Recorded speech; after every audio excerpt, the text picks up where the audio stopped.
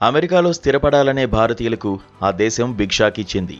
దశాబ్దాలుగా green card కోసం నిరీక్షిస్తున్న H1B ఉద్యోగులకు కొత్త రూల్స్ తీసుకొచ్చింది. ఇన్నాళ్లు అమెరికాలో ఉంటూనే గ్రీన్ కార్డు ప్రాసెసింగ్ సులభంగా పూర్తవుతుందని ఆశించిన వారికి ఈ రూల్స్ ఇబ్బందిగా మారాయి. ముందు మీ స్వదేశానికి వెళ్లి దరఖాస్తు చేసుకోండి, ఆ తర్వాత ప్రాసెసింగ్ సంగతి చూద్దామంటూ USCIS ఉత్తర్వులు జారీ చేసింది. ఈ ఆకస్మిక నిర్ణయంతో ఏళ్ల తరబడి అక్కడే ఉంటూ ట్యాక్సులు కడుతూ కంపెనీల కోసం అహర్నిశలు శ్రమిస్తున్న లక్షలాది మంది భారతీయ IT నిపుణుల పరిస్థితి అగమ్యగోచరంగా తయారైంది. మళ్లీ హైదరాబాద్, వైజాగ్ లాంటి నగరాల్లోని పాస్పోర్ట్ ఆఫీసుల చుట్టూ తిరగాల్సిన పరిస్థితి దాపురించిందని వారు తీవ్ర ఆందోళన వ్యక్తం చేస్తున్నారు.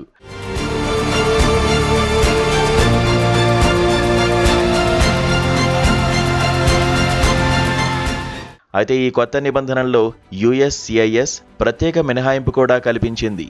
దరఖాస్తుదారుడి వల్ల అమెరికా ఆర్థిక వ్యవస్థకు భారీ ప్రయోజనం చేకూరినా, వారి ఉద్యోగం జాతీయ ప్రయోజనాల పరిధిలోకి వచ్చినా వారు ఇండియాకు వెళ్లాల్సిన అవసరం లేదు, అమెరికాలోనే ఉండి గ్రీన్ కార్డు ప్రాసెసింగ్ పూర్తి చేసుకోవచ్చని స్పష్టం చేసింది.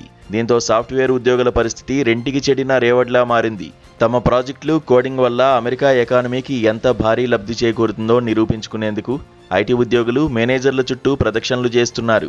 సార్, దయచేసి ఒక మంచి రికమెండేషన్ లెటర్ ఇవ్వండి, లేదంటే గ్రీన్ కార్డు కోసం నేను ఇండియాకు వెళ్లాల్సి వస్తుందని ప్రాధేయపడే దయనీయ స్థితికి సాధారణ IT ఉద్యోగులు చేరుకున్నారు.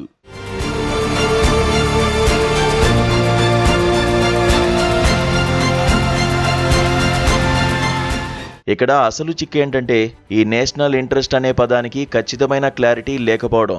నాసాలో పనిచేసే శాస్త్రవేత్తలు, ఆర్టిఫిషియల్ ఇంటెలిజెన్స్ నిపుణులైతే ఈ కేటగిరీ కింద సులభంగా అర్హత సాధించవచ్చు. కానీ సగటు IT ఉద్యోగి ఈ పరిధిలోకి వస్తాడా లేదా అన్న దానిపై అధికారులు స్పష్టత ఇవ్వలేదు. ఈ గందరగోళం మధ్య లింక్డ్ఇన్లో సరికొత్త ట్రెండ్ మొదలైంది. IT స్కిల్స్తో పాటు నేషనల్ ఇంట్రెస్ట్ పరిధిలోకి రావడం ఎలా అనే కోర్సుల కోసం భారతీయులు తీవ్రంగా వెతుకుతున్నారు.